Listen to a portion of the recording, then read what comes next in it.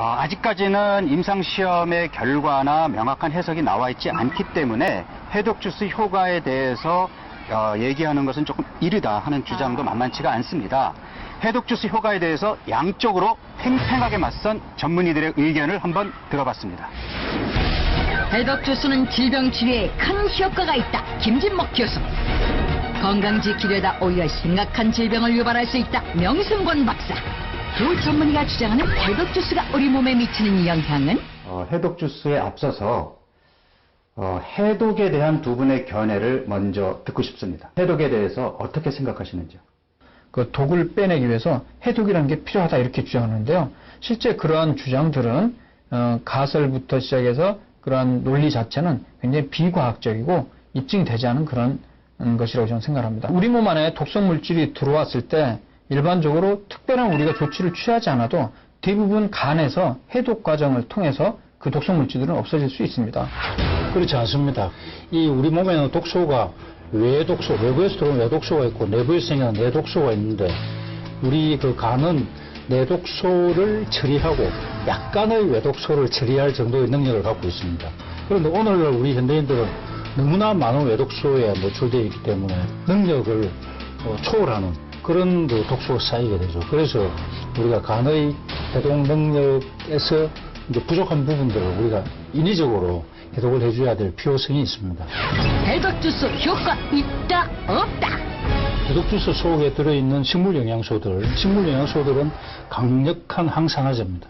그 활성산소로 인해서 생기는 여러 가지 질환들의 치료에 큰 효험이 있습니다. 그러니까 활성산소는 그 자체로 암세포를 유발하기도 하지만 암세포를 또 죽일 수 있는 그런 이중성을 갖고 있다는 겁니다. 합성으로 만든 항산화제를 오랫동안 많이 복용을 하게 되면 어떻게 되냐면요. 이 활성산소가 이 농도가 너무 낮아지는 거죠. 그러니까 활성산소가 씨가 마른다. 그런 표현을 쓸 수 있겠죠. 그렇다면 해독 주스 부작용은 없을까? 과일이나 특히 채소를 주스의 형태로 먹게 되면 혈중 농도가 갑자기 높아지면서 나중에는 이제 인슐린에 대한 저항성이 증가하게 됩니다. 인슐린 저항성이 증가한다는 말은 효과적으로 혈당을 떨어뜨릴 수 없다는 것이죠.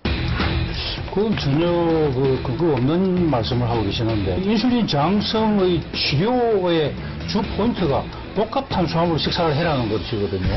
복합 탄수화물인 해독 주스를 먹고 인슐린 저항성이 온다. 그건 전혀 근거가 없는 이야기입니다. 주스나 지배 형태로 먹게 되면요. 특히 몇 가지 영양소들은 파기가 될 수도 있고 식이섬유 용량이 해독 주스 같은 경우는 굉장히 줄어들게 되기 때문에 그대로 과일이나 채소로 먹는 것으로 오는 이득을 볼 수가 없게 된다는 것이죠.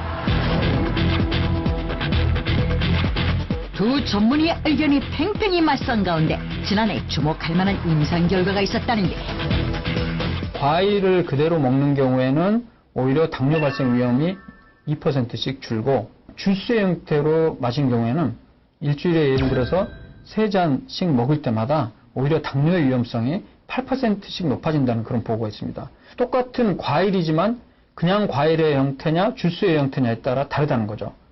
네, 지금 논의가 너무 뜨거운데요. 이쯤에서 정리가 필요할 것 같습니다.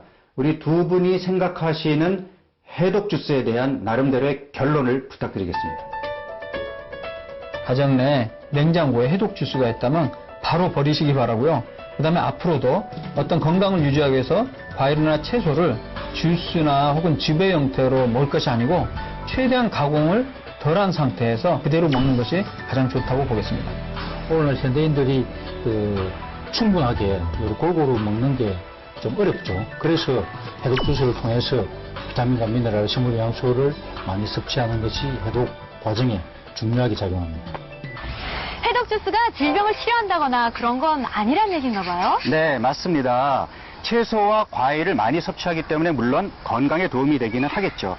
하지만 이걸 약이라고 맹신해서는 안 된다라는 의미입니다.